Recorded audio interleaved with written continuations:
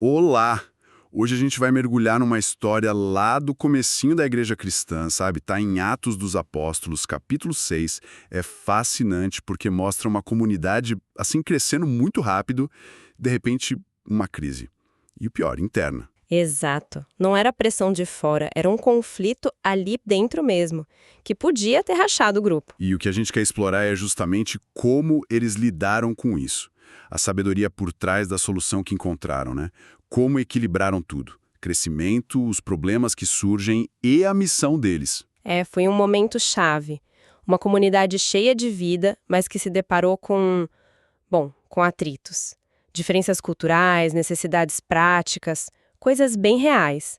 E a forma como resolveram isso acabou virando um modelo, né? Sobre organização, sobre o serviço ao próximo, sobre o que priorizar. Legal. Então vamos direto ao ponto. Atos 6 fala de uma murmuração. Basicamente uma reclamação, um burburinho. E era entre dois grupos. Os gregos, que na verdade eram judeus helenistas, que falavam grego, talvez de fora da Judéia. Isso. E os hebreus, que eram os judeus dali mesmo, de Jerusalém, que falavam aramaico. E o problema é específico. As viúvas do grupo dos gregos estavam sendo... Esquecidas na distribuição diária de ajuda, de comida.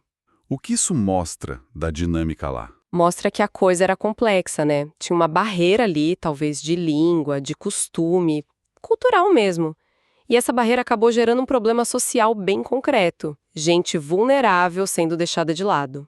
Isso prova que, desde cedo, a igreja era as duas coisas. Um organismo espiritual, claro, mas também uma organização social. Com gente de verdade, com necessidades, faz sentido. E ignorar isso, outras partes da Escritura já alertavam contra isso, né?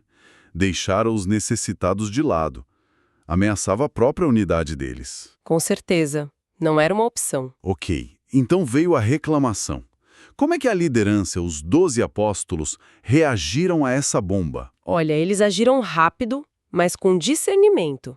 Reconheceram que o problema era sério, urgente. Mas, ao mesmo tempo, eles tinham clareza do foco principal deles: a oração e o ministério da palavra.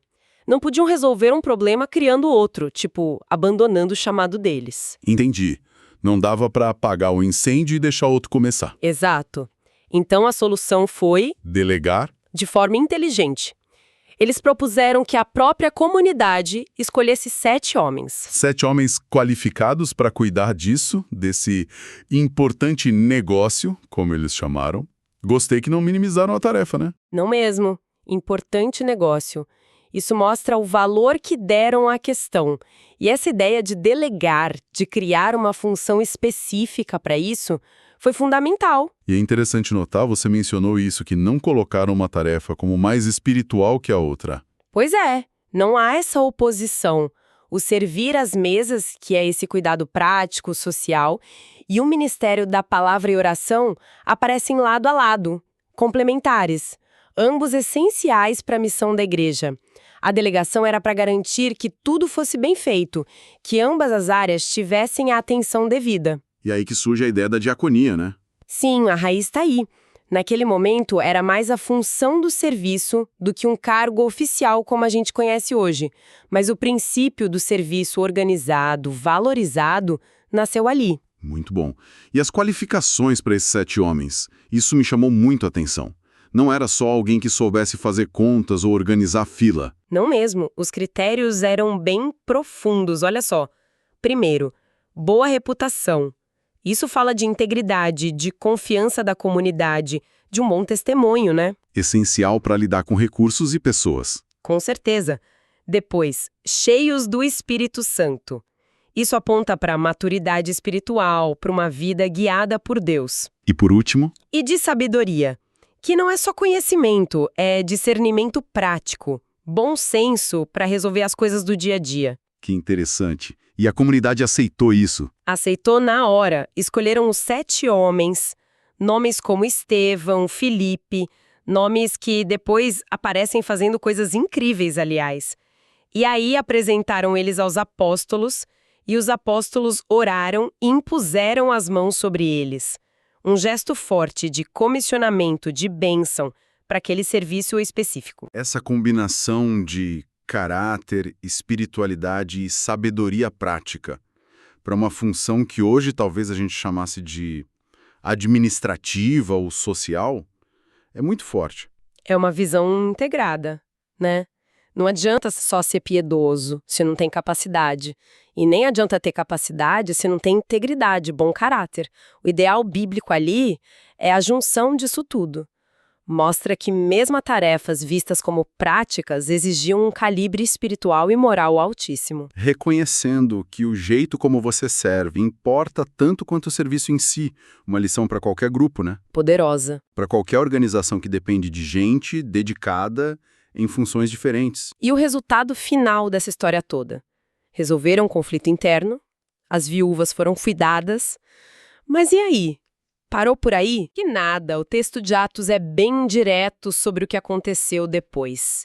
O versículo 7 é impressionante. Diz assim: crescia a palavra de Deus e em Jerusalém se multiplicava muito o número dos discípulos e grande parte dos sacerdotes obedecia à fé. Uau! Quer dizer que resolveu o problema interno, destravou o crescimento externo. Exatamente, é fascinante essa conexão. Ao enfrentarem a crise interna com sabedoria, com estrutura, com os valores certos, eles não só fizeram as pazes, eles, liberaram uma nova onda de crescimento e impacto.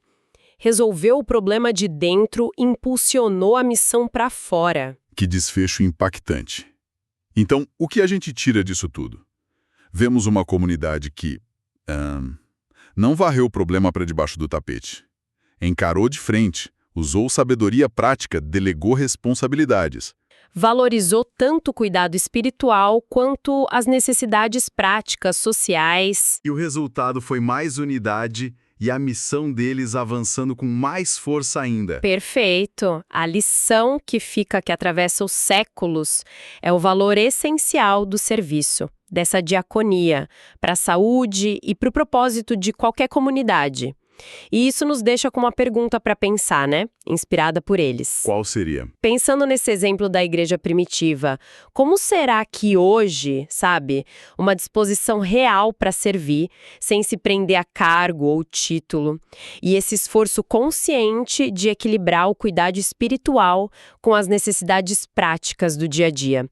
Como isso pode fortalecer a união e impulsionar a missão de qualquer grupo, qualquer organização?